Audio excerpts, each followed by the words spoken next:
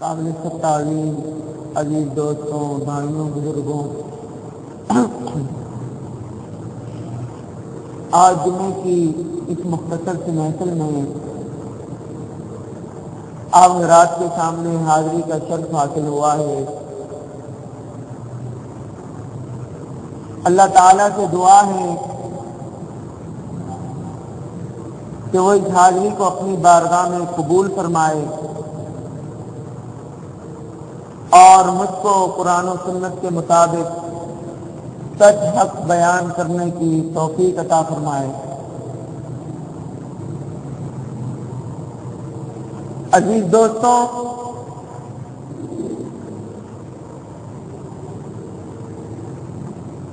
اللہ تعالی نے قرآن مجید کو صرف اسی لیے نازل فرمایا تاکہ کائنات کے انسان اس کی توحید کو مان لیں اور اس کی توحید پر ایمان لے آئیں۔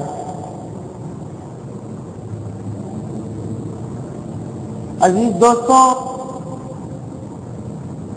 توحید ایک ایسا عقیدہ ہے کہ جس کو آپ کائنات کی روح کہہ سکتے ہیں۔ جس طرح ایک روح کے بغیر ایک جسم بیکار ہوتا ہے، اسی طرح کائنات کی روح عقیدہ توحید ہے۔ رسول اللہ صلی اللہ علیہ وسلم نے فرمایا کہ جب تک کائنات کے اندر کوئی ایک انسان بھی توحید کا اعلان کرنے والا اور توحید کا عقیدہ رکھنے والا موجود رہے گا، قیامت اس دن تک، اس وقت تک واقع نہیں ہوگی۔ بلکہ جب بھی اللہ تعالی کا غضب جوش مارتا ہے اور اس کا یہ ارادہ بنتا ہے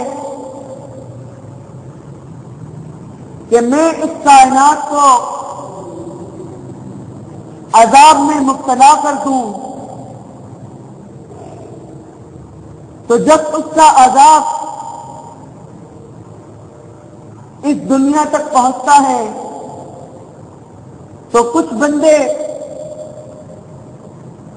کلمہ توحید پر ایمان لانے والے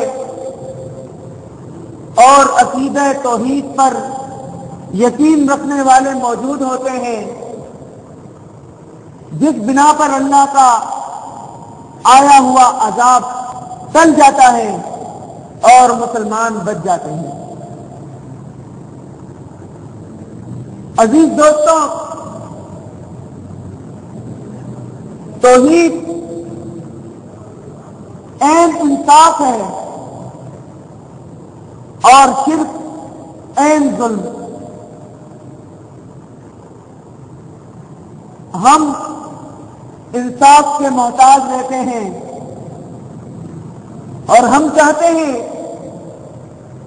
کہ ہمارے معاشرے کے اندر، ہماری سوسائٹی کے اندر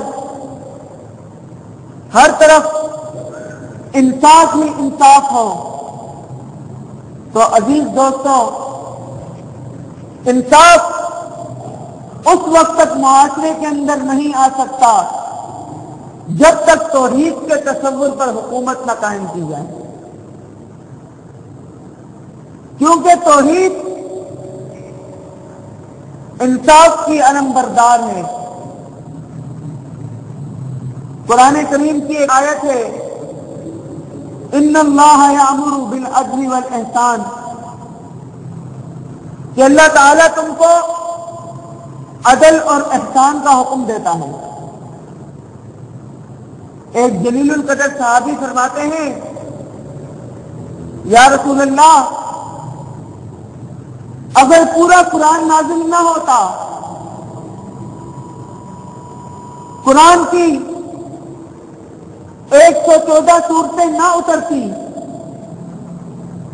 6,500 تقریباً آیات نازل نہ ہوتی، صرف یہی ایک ٹکڑا نازل ہو جاتا تو ہمیں اسلام کی حقانیت کا یقین آ جاتا کہ اسلام سچا دین ہے، کیونکہ اس ایک آیت کے اندر اتنے سبق پوشیدہ ہیں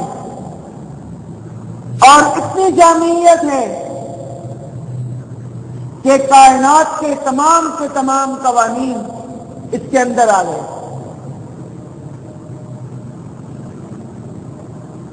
عزیز دوستوں، فاروق اعظم رضی اللہ تعالی عنہ کا نام تو آپ نے سنا ہوگا،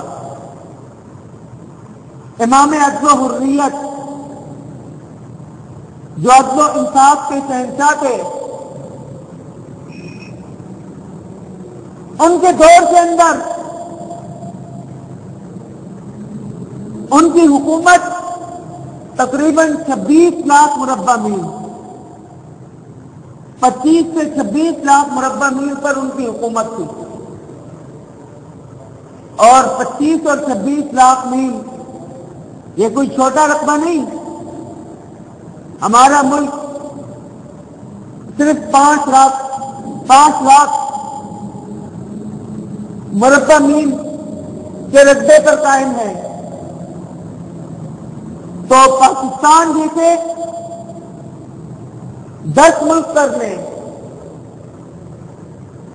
اتنے عظیم الشان ملکوں پر فاروق اعظم رضی اللہ تعالیٰ عنہ کی حکومت تھی۔ بیت المال سے اعلان ہوتا ہے کوئی ہے جو آ کر زکوٰۃ لے، بیت المال کے اندر وافر مقدار میں زکوٰۃ موجود ہے، کوئی زکوٰۃ کا طالب ہے، حقدار ہے تو آئے اور زکوٰۃ لے لے۔